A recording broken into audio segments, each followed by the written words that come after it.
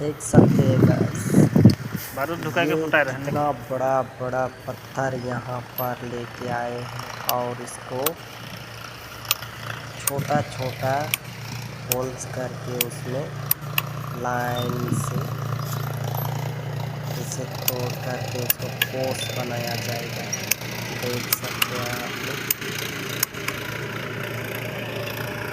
मैं तो सोच के घबरा गया हूँ। देख सकते हैं उसमें स्टेप करके किसे अभी तोड़ करके थोड़ा छोटा छोटा पीस किया जाएगा।